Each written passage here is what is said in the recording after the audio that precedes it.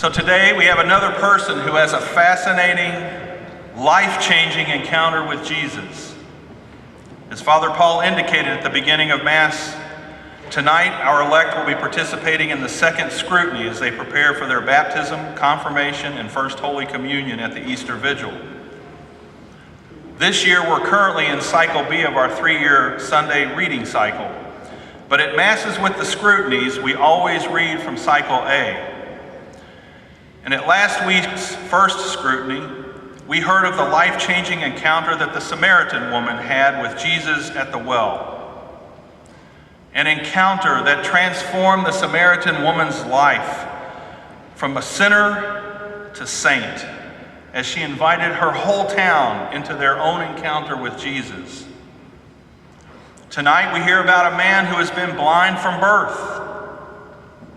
Never has he known the experience of seeing a beautiful sunset, another person's face, a beautiful blue sky. And this encounter begins with Jesus seeing this man and his disciples asking him, "Rabbi, who sinned, this man or his parents, that he was born blind?" And Jesus' response sets the record straight on a long-held belief that somehow physical or even mental ailments that people experienced were the direct result of either their own sin or the sin of their parents.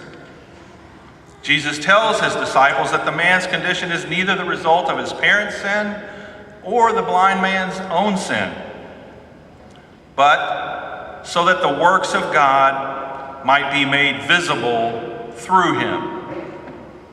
Now stop and think about that, my brothers and sisters. Jesus is telling his disciples, and he's telling you and me, that whatever crosses you and I carry, whatever challenges we face in life, that they're there that God might be made visible through us. Our crosses, our sufferings, they have meaning, they have a purpose. Have you stopped to think that God has given you the life you have with all the crosses and challenges so that others may come to know who Jesus is through what he does in your life as you face those crosses and challenges? That should both amaze you and challenge you. Jesus said, "While I am in the world, I am the light of the world." And then he spat on the ground and he made clay with his saliva.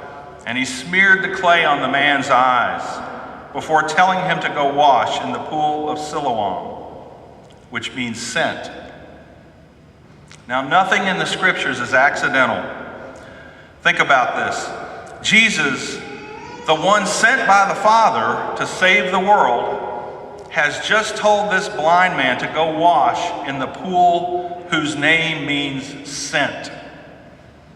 And we're told that the man did what Jesus commanded. He washed, and he came back able to see. As you can imagine, the news of his healing, it spread like wildfire. Some did not believe, but others did. News reaches the authorities, who do not believe until they question the man's parents. But that is not enough to convince them, so they summon the man into their presence. What a scene this must have been. What happens next makes me think of our first reading from the Old Testament book of Samuel. Oh, how we all judge from appearances on who God chooses to work through. And here we have Samuel, who has been sent to anoint the next king of Israel from among the sons of Jesse of Bethlehem.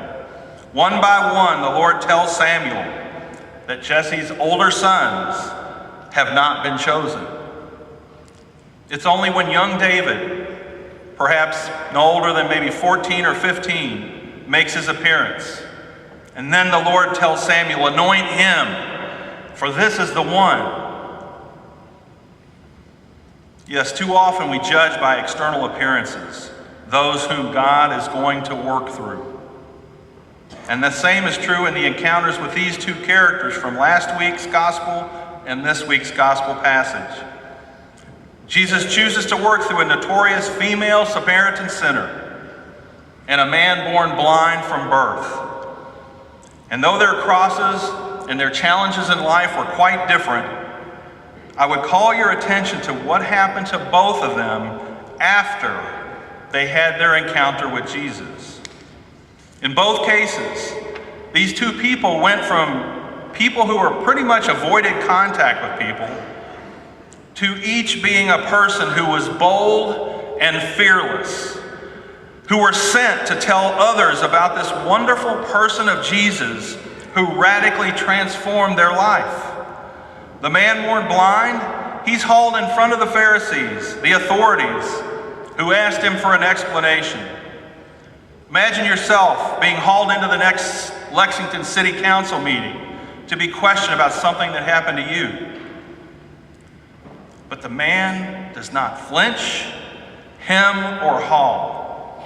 He simply explains what happened and what Jesus did for him. When asked again he does not flinch, but he goes even further and he declares Jesus a prophet. When pressed a third time, he even pushes back on the Pharisees, saying, "This is what is so amazing, that you do not know where he is from. Yet he opened my eyes. We know that God does not listen to sinners, but if one is devout and does his will, he listens to him." Fearless, bold. He didn't care that his testimony would result in him being thrown out of the gathering. He simply shared his story, and it resulted in Jesus seeking the man out afterwards to further deepen his relationship with him. And my brothers and sisters, this is good news for you and me, that Jesus chooses to work with those like us who are sinners, like us who carry heavy crosses, like us who seem unlikely to be sent to share the good news. My dear elect, in 3 short weeks, you will be invited to be washed in your own pool of Siloam. God has chosen you to be his elect, chosen you with all your faults and failings, chosen you with all your shortcomings and deficiencies. In 3 weeks, you will be plunged into the waters of baptism, which will allow you to be cured from your sin, the sins of your life wiped away in an instant. You will die to yourself, and you will rise from the waters of baptism, a unique, beautiful, magnificent, and unrepeatable act of God's love. And if you're open to it, like the Samaritan woman and the man born blind, you will be sent to become a sharer of Christ's divinity as he shares in your humanity. And that means you will reflect the light of the world that Jesus is for the people that God has placed into your lives, emboldened and empowered to bring the light of Jesus Christ into their lives. And all my brothers and sisters here, the Samaritan woman, the man born blind, these are you and me. Jesus desires that we all have life-changing encounters with him. Encounters that began with our baptism and are reinforced every time we open our hearts and our minds to his love.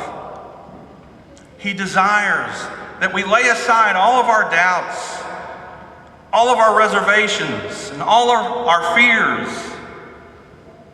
He desires that we invite him to be the Lord of our lives, that we too might be emboldened and fearless as Jesus sends us to live in the world as his disciple. As Jesus sends us to share with the world the wonderful things that he has done for us. As Jesus sends us into sends us to let the light of the world shine through us in everything we say and everything we do.